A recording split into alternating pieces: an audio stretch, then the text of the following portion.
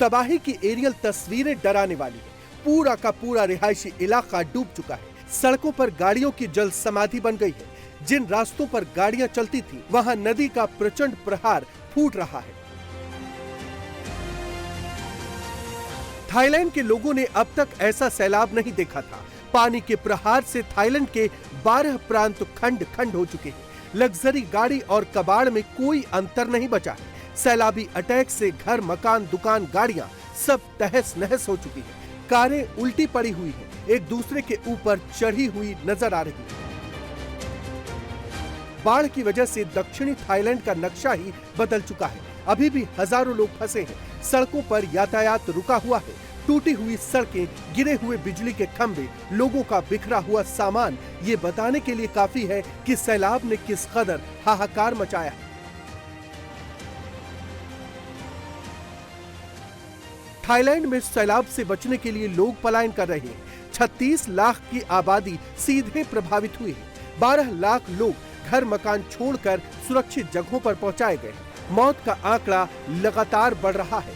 Thailand सरकार की tension फिलहाल कम होती नहीं दिख रही।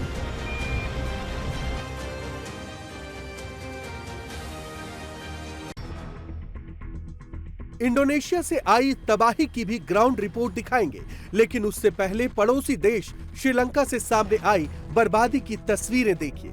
श्रीलंका में दितवा तूफान के गदर से हालात भयंकर हो चुके हैं। श्रीलंका में तूफानी बवंडर के चलते अब तक 100 से ज्यादा लोगों की मौत रिपोर्ट है। आर्मी को डिप्लॉय किया गया है। हेलीकॉप्टर की मदद से फंसे हुए लोगों को निकाला जा रहा है। अलग अलग इलाकों में लोग फंसे हुए हैं। आने जाने के रास्ते ब्लॉक हैं, सड़कों पर दरिया बह रहा है। ऐसे में सिर्फ हवाई मार्ग से ही लोगों की जान बचाने का विकल्प रेस्क्यू टीमों के सामने है। लगातार हेलीकॉप्टर इन इलाकों में उड़ान भर रहे हैं और लोगों को रस्सियों के सहारे निकाला जा रहा है। श्रीलंका के कैंडी शहर में सबसे ज्यादा मौत रिपोर्ट है। यहाँ 50 से ज्यादा मौत हो चुकी है। बेडुल्ला डिस्ट्रिक्ट में भी भूस्खलन हुआ है, जहां चक्रवात की चपेट में आने से 35 जानें चली गई। श्रीलंका की इस मुश्किल घड़ी में भारत ने ऑपरेशन सागर बंधु लॉन्च किया है। 12 टन राहत सामग्री लेकर एयरफोर्स का विमान कोलंबो में लैंड कर चुका है। राहत सामग्री की पहली खेप इंडियन नेवी ने पहुंचाई। इंडोनेशिया में बाढ़ के साथ साथ पहाड़ तोड़ मार ने कोहराम मचाया है। अब तक 250 से ज्यादा लोगों की मौत हो चुकी है। हजारों लोग सैलाबी आफत से घिरे हुए हैं। टूटते पहाड़ों की दहाड़ से तबाही ऐसी हुई है कि पूरा इलाका टुकड़ों टुकड़ों में तब्दील हो गया है। Jumlahnya di atas lebih banyak. Itu diperkirakan ada 200.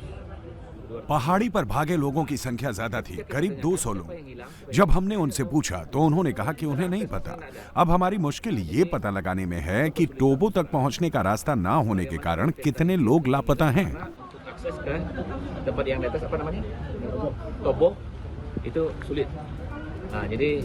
पेड़ों के सहारे लोग अपनी सांसों की हिफाजत करने में जुटे हैं। नीचे दरिया बह रहा है और ऊपर पेड़ का सहारा लेकर बचाने की गुहार लगाई जा रही है।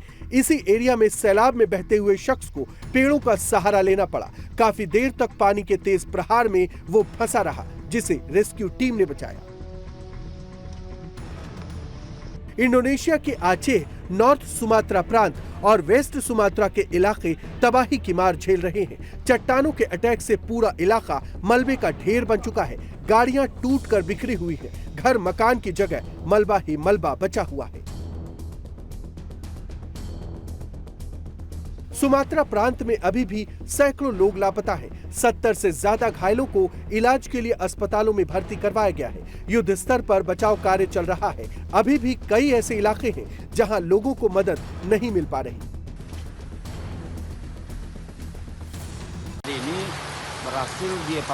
आज हम 10 लोगों को निकालने में कामयाब रहे। गांव के मुखिया से मिली जानकारी के अनुसार 5 अन्य लोग अभी भी लापता हैं। Dari Wali Nagari ada sekitar 5 orang lagi dalam pencarian. जब ये घटना घटी मैं अपनी बच्ची को सुलाने की कोशिश कर रही थी क्योंकि वो सुबह से सोई नहीं थी। शायद उसे कुछ आभास हो गया था। मैं अभी भी उसे गोद में लिए हुई थी, तभी अचानक एक तेज गड़गड़ाहट की आवाज़ सुनाई दी और सब लोग अपने घरों से बाहर भागे। हम प्रार्थना स्थल की ओर भागे, लेकिन पानी हमारी ओर भी आ रहा था, इसलिए हम चावल के खेतों में भाग गए।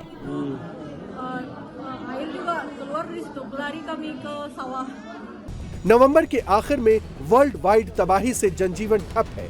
3 देश पूरी तरह से डैमेज हो चुके हैं। दितवा तूफान की आहट से दक्षिण भारत में दहशत है। लोग अब हाथ जोड़कर प्रार्थना कर रहे हैं, बस अब बचा लो भगवान।